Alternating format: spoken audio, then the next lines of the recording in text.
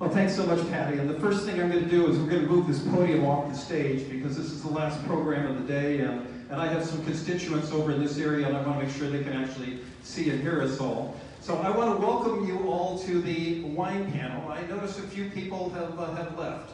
That's a pity because when we get over to the Taste of Oregon, the people in this room are going to get to go to the front of the wine line, and I'm going to give you the password. We're going to give strict instructions to everybody pouring over there that anybody that doesn't know to say Pinot doesn't get any Pinot. Fair? All right, everybody you got the password? The other thing I want to tell you is that I've been told that the first shuttle to the party leaves at 5:30. Now we're supposed to go till 5:45, and we're going to be so scintillating that you're going to want to wait for the second panel. Or excuse me, the second shuttle. But we're here to talk about Oregon wine, and we're going to get into that in just a second. But I wanted to very quickly introduce to you the gold medal panel that we have up here on the stage for all of you this afternoon. And gentlemen, and I'm sorry, I know there's a lot of women involved in the wine industry. I don't know why we have all gentlemen here on the stage. But just raise your hands so we can put names and faces together. We've got Terry Brandborg from Brandborg Vineyard and Winery.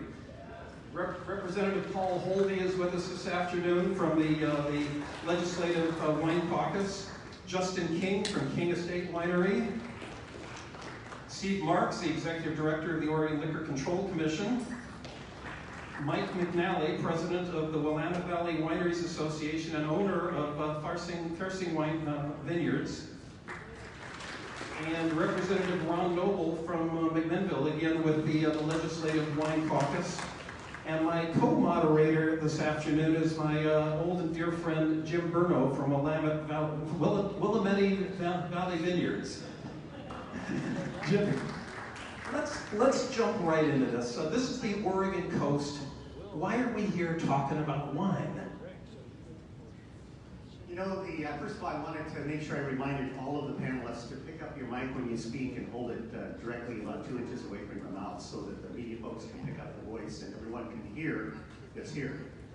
Now you'll see we've got a slideshow for you, and it's really just images of these remarkable winemakers' properties and vineyards, and just a way of keeping you glued to the front of the room. Thinking about what you're going to be enjoying here. We also brought wines from the various regions of Oregon for you to enjoy. We brought our Rogue Valley wines, Griffin Creek, so make sure that's not Pinot Noir that we brought, but you're going to love that Cabernet Franc and that Viognier. Now, obviously, as you all know, Oregon possesses some of the most unique qualities in the world to grow wine grapes. And it's actually been a fairly recent rediscovery since Prohibition that this has happened. But really one of the biggest factors for the success that Terry's going to talk to you briefly about when he speaks is our lawmakers have created a very favorable business environment to grow our industry. And that is really the linchpin as to why we have had so much success. There are those of you here on the panel who've authored landmark legislation that has helped our industry grow, and there's here in the audience who've done the same. And that's really the reason why we're here to talk to you, is about the importance of shaping public policy to grow our industry and to protect it. If you think about when we first started, Mike, who's going to speak a little bit about our standards, back in 1977, think how long ago that was, the industry went to the Oregon Liquor Control Commission and asked for the strictest standards in the nation to be applied to making wine in Oregon and using Oregon designations on the label.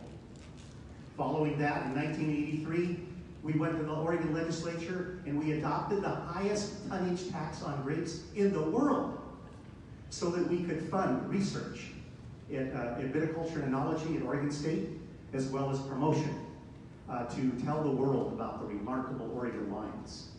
And then you take for granted now that you can ship wines, for example, from state to state. The very first meeting that was held to figure out how to legally ship wine between states was held in our state capitol building in Salem, where the few wine-producing state legislators got together and worked on an agreement, a reciprocity agreement, allowing 7 states, we even got Colorado in the deal, allowing 7 states to legally ship wine from those states back to each other, consumers back to each other, and from producers. And then in 1989, the Oregon lawmakers made retailing wine and conducting commercial activities in a winery, legal in a farm zone, as a permitted use. And when lawmakers did that, our industry exploded. So you can go and trace back the remarkable success our industries had to these changes in public policy. And that is why we are here, to discuss those critical issues that will help us advance, to include tourism and the work of tourism and you'll learn more about that connection we have with the coast in our next speaker, in our next several speakers. So what I'd like to do, just to start, is I'd like to have Terry Brandborg go ahead and just give us a brief overview of the economics of our industry.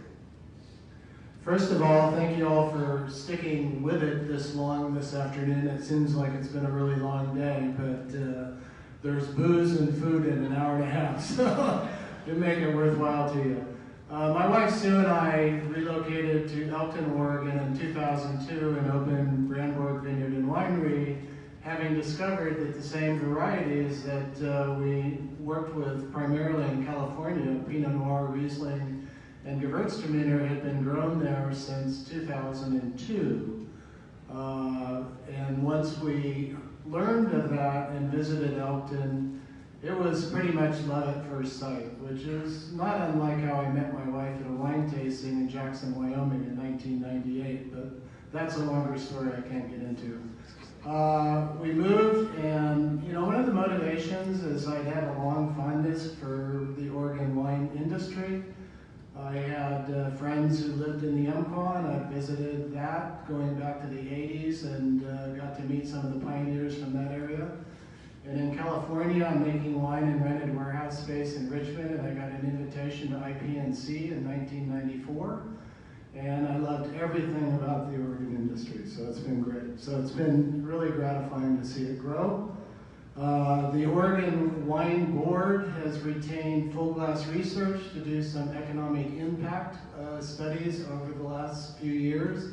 The most recent one has shown that all activity related to Oregon wine is bringing in $561 billion to the state. So it is a pretty significant chunk of change there. And one thing that I think is really important is the growth of case sales and how much that's going up. And then I think it's really tremendous that between 2013 and 2016, the tourism dollars coming into Oregon related to wine tourism in the Oregon wine industry has doubled. So that's obviously very significant. We support 7,600 jobs at a minimum and $155 million in tax revenues, both city, state, and local. Where I'm from, the Umpqua Valley, we've seen significant growth in our area. When I moved there in 2002, we were about the 10th winery. We now have 34. The total economic impact of the wine industry on Douglas County is $107 million and $22 million in wages. So we've seen significant growth in that area as well. We realize in the Umpqua Valley that we're situated between the 2 destinations that receive the most requests for information in Southern Oregon, Crater Lake and the Oregon coast. And we focus a lot of our marketing efforts trying to stimulate a big loop between Crater Lake, coming down the National Scenic Umpqua River Highway, and enjoying the Oregon coast, and then coming back up through the southern part of our AVA through Winston and getting folks to visit there. So thank you.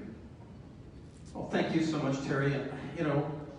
You gave us a little background on the big picture in Oregon and the number of dollars and the number of jobs. And Jim's given us a little bit of the history, but this is the Coastal Economic Summit. We don't have vineyards out here at the coast. We have some wineries. We don't have any vineyards, at least not that I'm aware of. I was going to turn to Mike and ask a little bit about the relationship between the wine industry and our tourism industry. That's a perfect lead-in for talking about the Willamette Valley Wineries Association. I represent the Willamette Valley Wineries Association. We have 237 wineries in our group and about another 75 hospitality members, all Willamette Valley area. We're very committed to tourism. It's one of our key initiatives. Here about 2 years ago in a strategic meeting, we identified 2 key initiatives that we were going to kick off. One was tourism, and the second was enhancing labeling and content standards in the state. With tourism, there's a number of things we're doing. We've just launched a destination tourism portal for wine, but it won't be any good without connecting it to other areas of the state. We completed a market research analysis. We had 2 of them that went on in the state about a year ago, trying to identify how we can get tourists out to the area. And just one data point on this, when we asked the wine consumers what they needed to come visit our area, instead of going to Napa or Sonoma or a place like that, they said, number 1, wine quality, but we have that. Number 2, they want scenic beauty. Well, we have a lot of scenic beauty in the Willamette Valley, but it's nothing like what we have out here on the coast. So the key is how we marry the 2 together. They wanted an overall experience. So it wasn't just a wine tasting room. When they come out to tour, they want the overall experience. And again, that's connecting the wine experience with the tourism that we can offer here on the coast. And then the last thing they want is a relaxing vibe. Okay, well, again, we can offer both of that in both places. So we kicked off a tourism portal. We have a lot of work we're doing to collaborate with Travel Oregon, the regional marketing organizations, destination marketing organizations, the RDMOs and the DMOs. It's real key that the wine industry work with the Travel Oregon's regional and local marketing organizations to make 1 + 1 = 3. You know, we can't just bring people out for wine, we gotta bring people out for the overall Oregon experience. And the last thing we're trying to do is recoin the seasons of the year. Because people say, we don't want to visit Oregon in the winter. Well, we don't have a winter in wine country. We have a barrel season, you know, and it's not fall, it's the getting season in the fall. And it's not spring, that's the bud break season. So we have to think of ways that we recoin ourselves so we can get people out here all year long. But I got ahead of myself a little bit. The Willamette Valley Wineries Association raises about $1.5 million a year to promote wine, you know, in particular the Willamette Valley wine. Our mission is to promote, enhance, and protect the prestige of Willamette Valley wines. And so we're taking that money and we're taking the human resources we have in our organization to promote, protect, and enhance the prestige of our wines. Well, there's 2 key things that we're trying to do. One is tourism. I just talked about that. The second is enhance the quality standards for our wine. Now, in order to get into quality standards for the wine, I apologize, but I got to talk about a topic called appellation, or area of sourcing wine. A lot of people don't understand this with wines, but with appellations, with a wine, it's one of the most critical things to the fine wine consumer is where is the sense of place with that wine. When somebody's tasting a Bordeaux, they want to know and sense that warm area of France, or Burgundy, that cool area of Burgundy. If it's Rhode, they want to have an experience and thinking about the Rhode Valley or the Umpqua Valley or the Willamette Valley. So connecting people to a place is real important, and that's what appellation is. Now, in the federal and the OCCES state regulations, we have 2 kinds of appellations. One is a political boundary, a state or a county. The other is an American viticultural area. Now, it's difficult to become an American viticultural area. You have to submit an application with the federal government, with the Tobacco Tax and Trade Bureau that regulates alcohol tobacco tax in the country. It takes 5 to 7 years to get certified as an American viticultural area. We've got quite a few of them in the state. With the Willamette Valley, it's a fairly large American viticultural area, but we actually have 7 nested AVAs. AVAs that are within the boundaries of the Willamette Valley. And these AVAs, whether they're a nested AVA or a large AVA like Willamette, Umpqua, Rogue, they have special protections provided to them by federal and state regulations. And those federal protections are key to the success we've had in building the economic impact of our wine industry. Terry mentioned that we have someplace around $5.6 billion of economic impact. Well, that was 2 or 3 years ago. I think it's closer to $7 billion today. Now, that $7 billion of economic impact on Oregon is done with only a 1% market share. Our Oregon wines only represent a 1% market share of the national market. If we can get a $7 billion economic impact with a 1% market share, we need to figure out how to grow that. And one way to do that is we have a much higher reputational share. If you look at our wines and how they're rated by magazines like Wine Spectator, Wine Enthusiast, Robert Parker's Wine Advocate, our wines, for example, are Willamette Valley Pinot Noirs. 10% or greater of the wines that get 90+ scores are Willamette Valley Pinot Noirs. So our reputational share is much better than our market share. And so what we have to do, the opportunity is, get our market share up to where our reputation is. Well, there's 2 key things to do that from the Willamette Valley's perspective. One thing we have to do is protect our heritage, what got us here, the high standards that got us here. The second thing we have to do is promote authenticity, because by promoting authenticity, we distinguish ourselves. As I said, the federal regulations and the state regulations distinguish these AVAs. They give us higher standards. For example, on a national basis, if you designate a wine with a state, some state around the country, it only has to have 75% of the content from that state. If you designate it as an AVA, it has to have 85%. Now, Oregon has higher standards, but we have it turned around. If you designate it with Oregon, it has to have 100% Oregon grapes. But if you designate it with an AVA, it only has to have 95%. Okay, now there's numerous other regulations that protect these AVAs, these top luxury wines, these top premium wines. Things like you can't put multiple AVAs on the label. If you put an AVA on the label, the wine has to be fully finished in the state. You can't ship it to California or Washington or any place else to ferment it and to age it.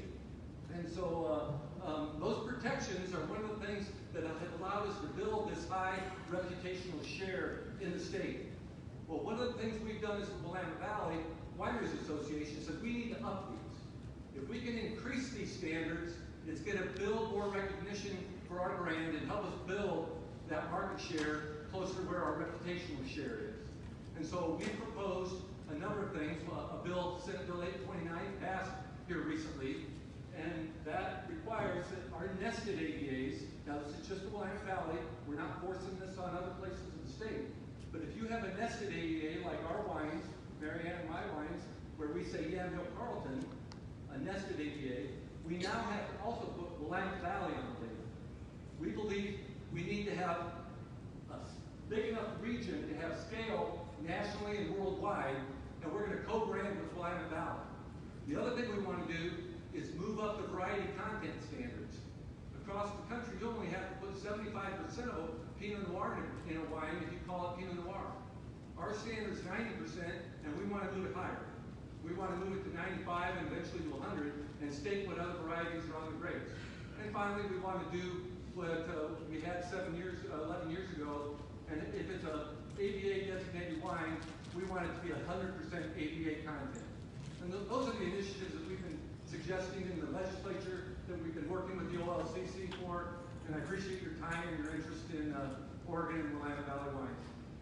Well, thank you, Mike. I saw Justin nodding his head as you were speaking, and I want to go back and talk about a couple of these details at the risk of taking us into a little deeper into the vines.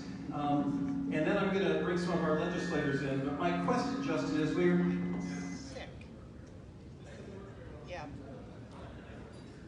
So the question I was going to ask Justin is, Mike's told us a little bit about ADAs, and I just want to give you a chance to zero in on that a little bit more. So I see designations on a bottle. I'm going through my local grocery store and it says Rogue Valley or Willamette Valley or Umpqua Valley.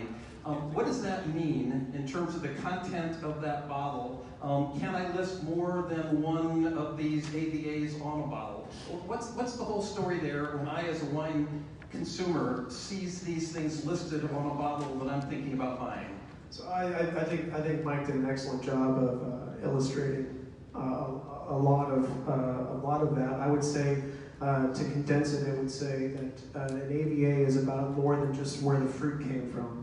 It's about how the wine is made in that AVA. And it's about place. And it's about the equity that is earned over time through establishing and maintaining a high degree of quality in both the way the wine is made, the way the wine is represented. And so it's about a lot more than AVAs. And I don't know if we want to segue into talking about some of the interesting challenges that we're facing right now. I'm going to get to that in a minute. Okay. Are there any AVAs on the coast? And if not, why not? Right. No, there currently are no AVAs on the coast. It's a more difficult climate to grow in, of course. In other parts of the country, there are coastal AVAs, for example, California.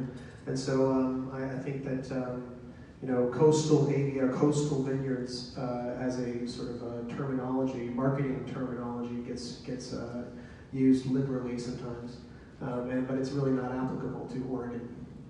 All right, well, let me turn to Ron or Paul and say, we're legislators. Why do we care about all of this, and why are we getting involved in this conversation? I'd be glad to jump in. 1971, it all started in McMinnville. That's my district. And today, we still enjoy in a county, Yamhill County, a county of 100,000 people, the largest economic impact of that $5.6 billion comes from my district. So there's many reasons why I would care. One is to represent the economic growth of my district and just sheer numbers of people who work in the industry in my district. So that's what representatives do. But there's another part to this that has been alluded to, and I'll try not to. You got into the politician area now, but I won't use the rest of the time up, promise. But we have an opportunity to grow this industry beyond just McMinnville in 1971. We're in the Rogue Valley, we're all the way up into the Willamette Valley, we're in, along the Columbia Gorge. No different than the needs of the coast from Gold Beach to Astoria are similar yet different. And the way you get there is different. What they have to offer is similar yet different. That's where we're experiencing in the wine industry right now, from throughout Oregon, where we have a similar need, yet we have different needs. And as we're talking about protecting AVAs, protecting the state and the branding, because we've been so effective and successful with Oregon wines. In fact, it's rhetorical, you don't have to answer. I'm going to guess we don't have any Oregon winemakers claiming to come from Napa. You don't label your bottles from Napa Valley. But we do see outside states labeling as Oregon. And so we need to protect, at the same time, not just protect the AVAs, but protect the industry in Oregon as a whole. I do want to mention, Mike talked about some of the research. The Willamette Valley is number 3 in tourism in the state. 13%, a little over 13% of the tourism is from the Willamette Valley. Number 2 is the Oregon coast at 16%. But what I thought was interesting in this research that was done by your group, The culture is all part of the Oregon story. And I think that there's something essentially Oregon about the story that's evolved in the last year. And I think there's a couple of Oregon heroes up here on the stage. I didn't warn them that I wanted to talk about this, but I will. And that is that after the devastating fires in southern Oregon last year, that contracts for those southern Oregon grapes were canceled. 20 tons of grapes were canceled.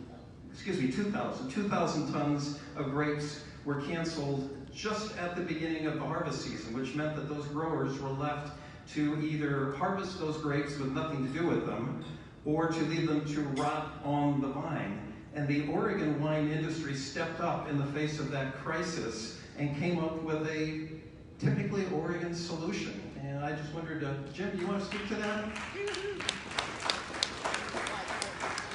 You know, I got to tell you that tonight at the reception, Justin King made sure that you got to taste this wine.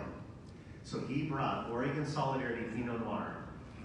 And if you want to learn how gifted they are there at King Estate, here's what happened.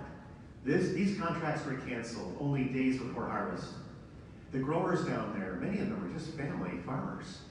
They were devastated. They didn't have time to find another buyer for their fruit. And they were told that their fruit was no good.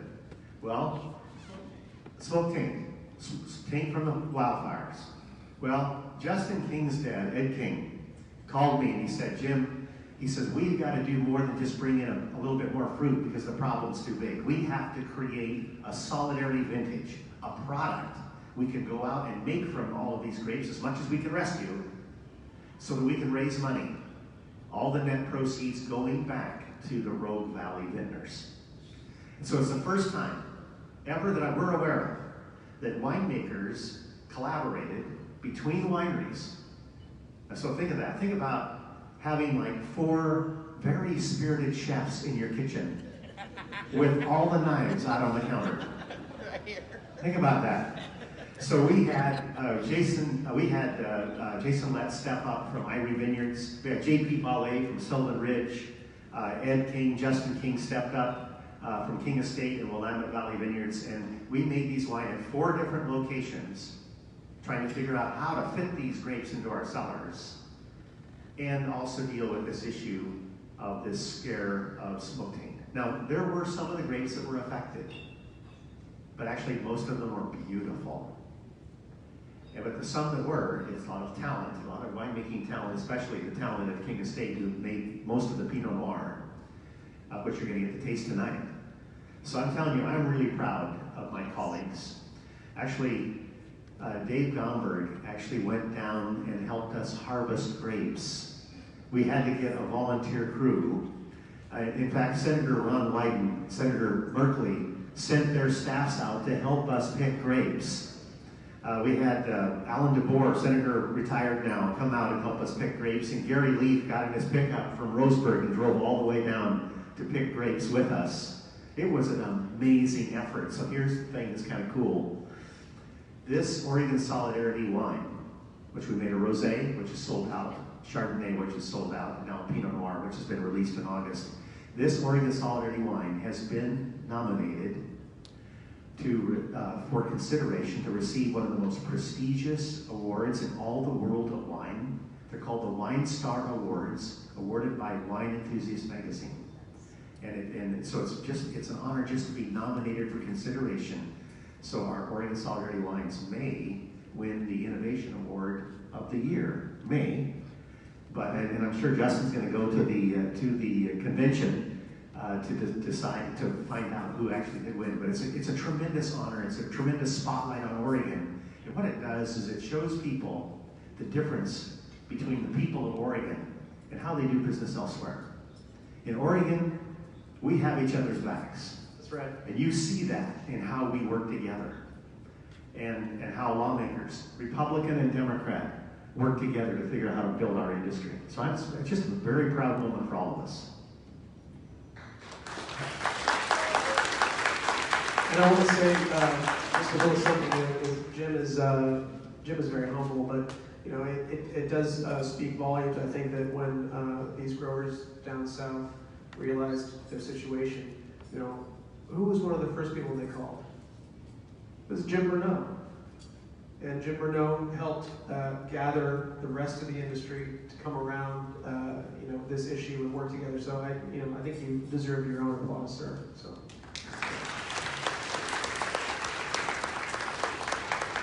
So we've been talking about some of the challenges, we've been talking about some of the regulations, we've been talking about some of the high points as well. And I guess as we wind this panel down, what's next? And I would ask that of the industry, I'd ask that of the agency, I'd ask that of the legislators. Where do we need to go next with Oregon's wine success story?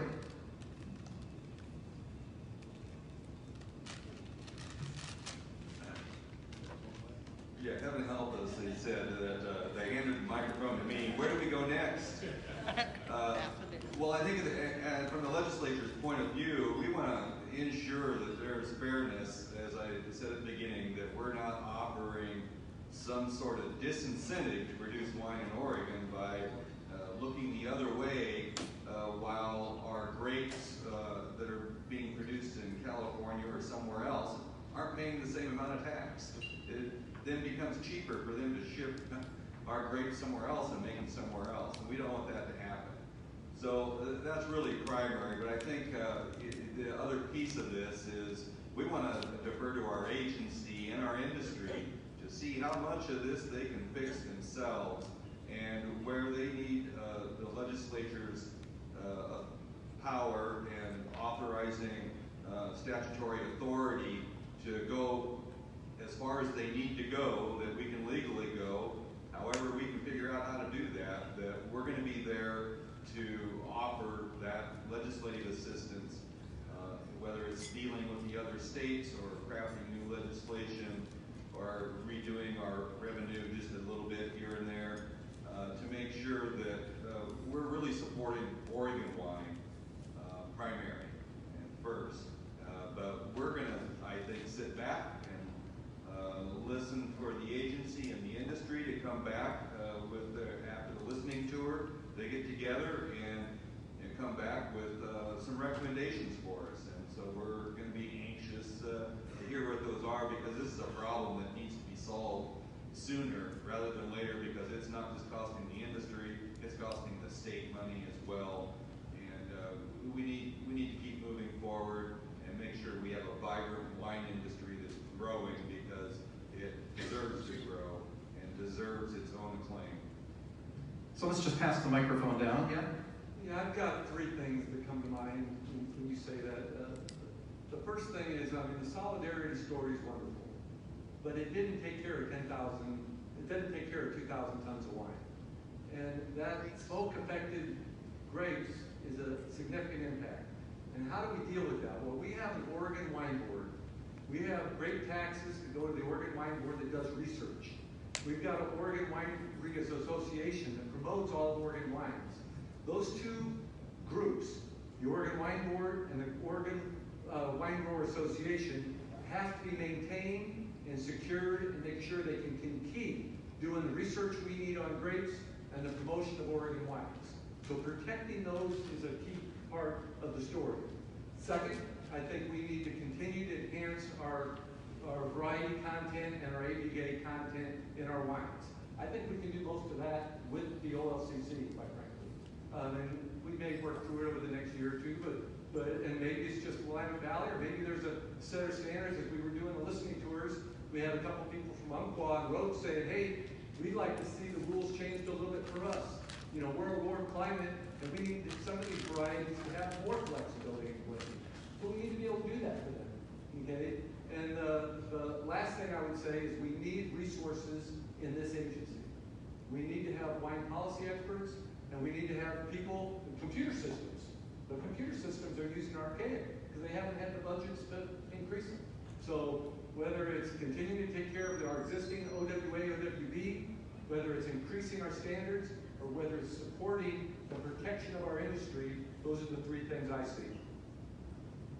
So I spoke to the commission, staying in its lane, doing what it can on conjunctive labeling and making sure we implement the authority to collect tonnage taxes given to us, which is a tough job because we don't have all of those vineyards that are not registered and licensed to us as well. But I do think, I always said in my past career or noted that anytime I had a year to work on something with a group of folks, and this is outside the OCCES lane, because I really don't think the regulator is the facilitator of the work that needs to get done. I think we can support that work, we can help create it. But I said if we took a year, the record of success on anything that you put good people and good organizations working on for a year's time, we almost always enjoy success in the legislature. And I think if we put in the effort, if the industry doesn't have every indication in my work and my listening to them around the state that they're willing to put that kind of work in to make this industry stronger, to increase our sway with our fellow states and with the regulators, with the federal government. So I look forward to contributing to that. And I just know, I went to a national conference and they put up the board and it said, it was just wine growth throughout the world. And it went up and you saw a markup. Well, there's Australia and then there's Oregon. We are the fastest growing wine state in the world. But it'd be nice to know that all of that was benefiting the organizations that supported it greatly. And we know that part of that is not, and I think the work that we'll do will give us more confidence that growth is providing the kind of return that we need for our people and the people here in the wine industry that are making this happen. That sums it up. I don't think I need that. No, I think that what we're dealing with right now is they're growing pains, and they are the result. There are new issues that we are confronting as an industry, but it's because we're doing so well. We're at plus 14% growth right now, whereas the rest of the national wine market is more or less flat. So we are dealing with these issues that are coming up because of our success. What made us successful has to be protected. That's what got us here. We've got to protect that.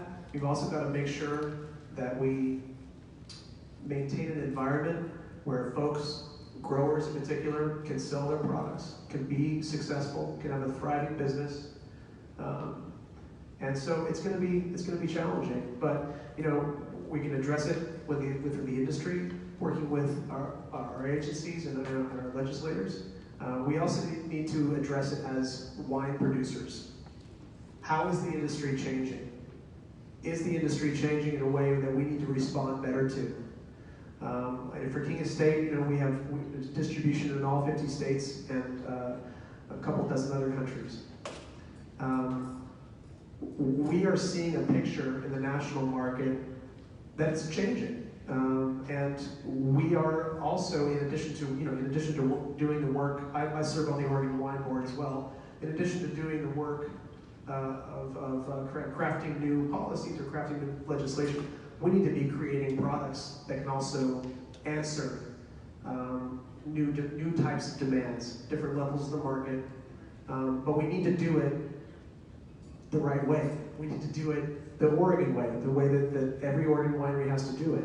And we can do that. King Estate has the capability to do that. Willamette Valley Vineyard, so there's many vineyards who can do that here, many wineries who can do that here. So I think the future is actually extremely bright, but we need to stick together as a state, not Fortress Willamette or Fortress Umpqua or Fortress Road. It needs to be as a state, and we've got to move forward together, and I think that we have a very bright future ahead of us. So where do we go from here? I absolutely agree. I think where we're headed is because of our success, we need to protect our brand and grow the industry. And I think we, just in general, this is my political little part here. The fewer laws we make to try and fix this, the better off you are. So that's probably pretty much with everything.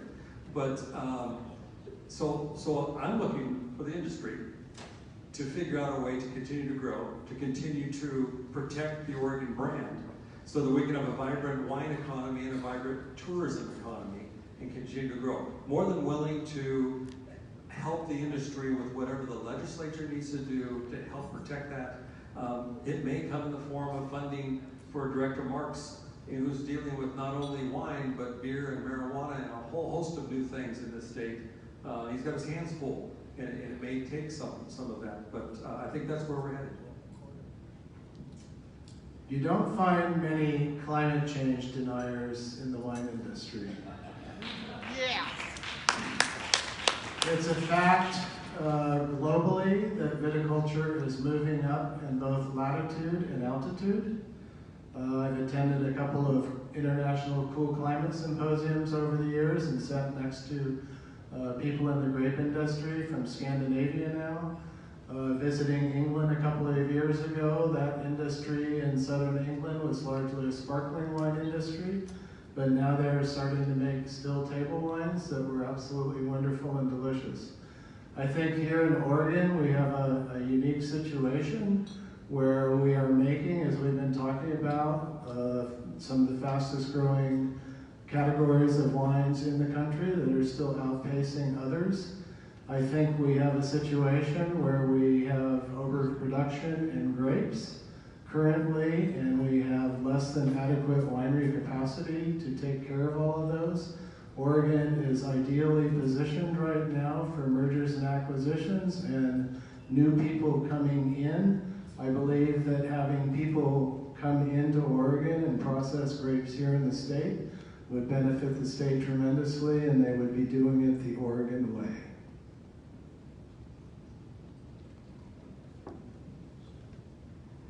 You know, I wanted to thank all of you for the support that you've given the Oregon wine industry.